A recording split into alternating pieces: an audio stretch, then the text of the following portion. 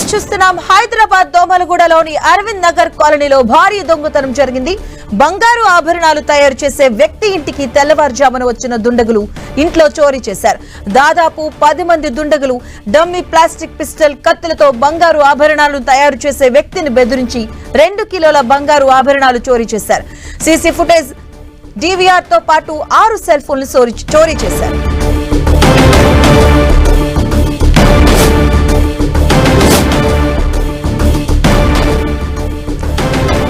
ఇదే అంశానికి సంబంధించిన పూర్తి అప్డేట్స్ మా కరెస్పాండెంట్ కిరణ్ అందిస్తారు. కిరణ్, దొమ్మలగూడ పోలీస్ పరిధిలో ఒక సినిమా పక్షిలో ఒక చోరీ జరిగినట్టుగా మనం చెప్పుకోవాల్సి ఉంటుంది. పెద్ద మొత్తంలో 10ల సంఖ్యలో దుండగులంతా కూడా ఇటు నగల వ్యాపారి ఇంట్లో చొరబడి సుమారుగా 2.5 కిలోల బంగారాన్ని చోరీ చేసిన ఘటన ఆలస్యంగా వెలుగు చూస్తుంది. ఇదంతా ఈ తతంగం అంతా కూడా ఇటు యజమాని ఇంటి బయట ఉన్న CCTV ఫుటేజ్లో రికార్డ్ అయింది. 10 మంది దుండగులు డమ్మీ పిస్టల్తో పాటు కత్తులతో చొరబడి భయభ్రాంతులకు గురి చేస్తూ కూడా వ్యాపారి ఇంట్లోని లాకర్లో ఉన్న సుమారుగా 2.5 కిలోల బంగారాన్ని అపహరించినట్టుగా తెలుస్తుంది. ప్రస్తుతానికి అయితే ఈ ఘటనకు సంబంధించి ఇటు దోమలగూడ పోలీసులు కూడా కేసు నమోదు చేసి దర్యాప్తు చేస్తున్నారు.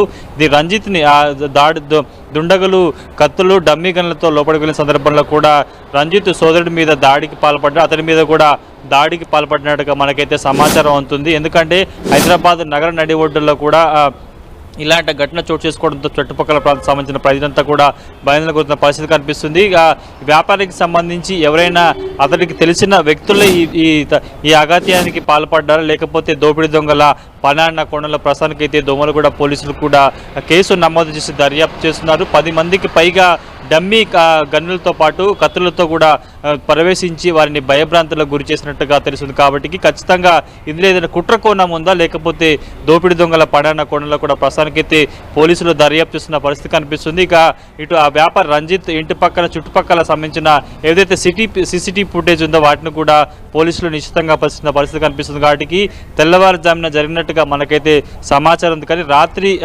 2 నుంచి 4 గంటల ప్రాంతంలో ఈ ఘటన చోటు చేసుకున్నట్టుగా తెలుస్తుంది. కాబట్టి ప్రస్తుతానికైతే పోలీసులు కేసు నమోదు చేశారు. దోపిడీ దొంగలకు సంబంధించి కూడా ఆచూకీని కనుగొనే పనిలో మనం ఉన్నట్టుగా ప్రస్తుతానికి తెలుస్తుంది. కాబట్టి పూర్తి స్థాయిలో రంజిత్కి దగ్గరున్న వ్యక్తులే ఈ దోపిడీకి పాల్పడ్డన్నట్టుగా ప్రస్తుతానికైతే పోలీసులు కొంత అనుమానం వ్యక్తం చేస్తున్న నేపథ్యంలో కూడా కేసు నమోదు చేశారు. గాలింపు చర్యలు కూడా చేపడుతున్నట్టుగా మనకైతే సమాచారం ఉంది. కిరణ్, అంటే యజమానికి ఎవరిపైన అనుమానాలు ఏమైనా ఉన్నాయా? పోలీసులు ఏం చెప్తున్నారు? ఎవరిపైన అనుమానాలు ఏమైనా వ్యక్తం చేశారా యజమాని? ఒక్కసారిగా ఈ ఘటనతో కూడా ప్రస్తుతానికైతే రంజిత్తో పాటు రంజిత్ సోదరుడు కుటుంబ సభ్యులు కూడా భయాందోళనకు గురయ్యారు.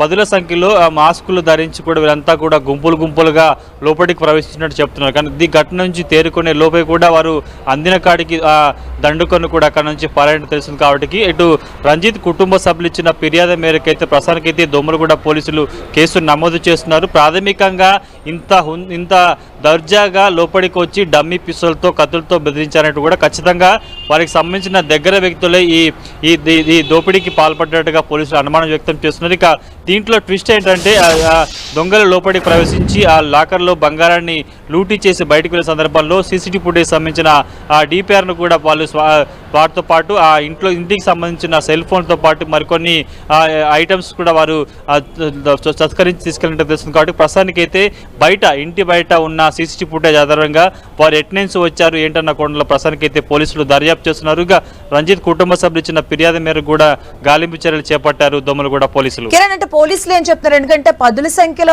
ఒక గ్రూప్ గా రావడం జరిగింది కదా, ఈ గ్రూప్ కి సంబంధించి ఏమైనా వీరుగా అనుమానించడం కానీ ఏమైనా పోలీసులు దానికి సంబంధించి ఏం చెప్తున్నారు?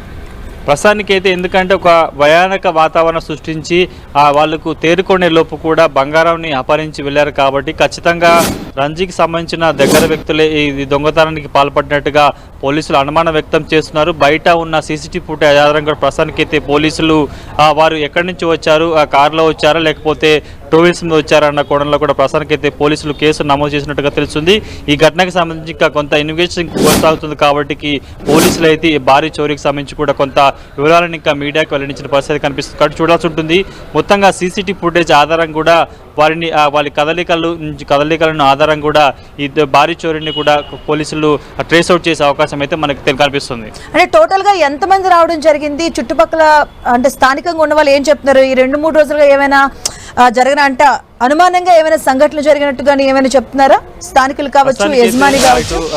రంజిత్ కుటుంబ సభ్యులు ఇచ్చిన ఫిర్యాదు మేరకైతే పదుల సంఖ్యలో మాస్కులు ధరించి డమ్మీ పిస్తోల్తో పాటు కత్తులతో కూడా ఇంట్లోకి చొరబడ్డారు. వారు ఆ కేకలు వేస్తూ అరుచుకుంటూ కూడా బయటకు వచ్చారు. అప్పటికే వారు లాకర్లో ఉన్న 2.5 కిలోల బంగారంతో పాటు అందిన కాడికి సంబంధించిన సెల్ ఫోన్తో పాటు చాలా తెలివిగా సీసీటీవీ ఫుటేజ్ సంబంధించిన డిపిఆర్ను కూడా స్వాధీనం చేశారంటూ కూడా చాలా పకడ్బందీగా గతంలోని దీనికి సంబంధించి కూడా అతడి ఇంట్లో చోరీకి సంబంధించి కూడా పక్కాగా రెక్కి చేసినట్టుగా ఎందుకంటే వారు చోరీ చేసిన తర్వాత సీసీటీవీ ఫుటేజ్ సంబంధించిన ఏదైతే ఉంటుందో దాన్ని కూడా తీసుకెళ్లడం వారి యజమానికి సంబంధించి కావచ్చు, ఇంట్లో కుటుంబ సభ్యులకు సంబంధించిన ఫోన్లు కూడా వెతుకెళ్లారంటూ కూడా ఖచ్చితంగా ఇదేది తెలిసిన వారి పని అన్న కోణంలో పోలీసులు అయితే దర్యాప్తు చేస్తున్నారు. ప్రస్తుతానికైతే రంజిత్ కుటుంబ సభ్యులు ఇచ్చిన ఫిర్యాదు మేరకైతే దోమలగూడ పోలీసులు అనేక కోణాల్లో కూడా దర్యాప్తు చేస్తున్నట్టుగా మనకైతే తెలుస్తుంది. అంటే ఎంత మేర ఇప్పటి వరకు చోరీ జరిగింది, దానికి సంబంధించిన డీటెయిల్స్ ఏం చెప్తున్నారు? అంటే యజమానికి ఎవరైనా ఈ మధ్య కాలంలో బెదిరింపు కాల్స్ చేయడం కానీ బెదిరించడం కానీ అలాంటివి ఏమైనా సంఘటనలు జరిగాయా?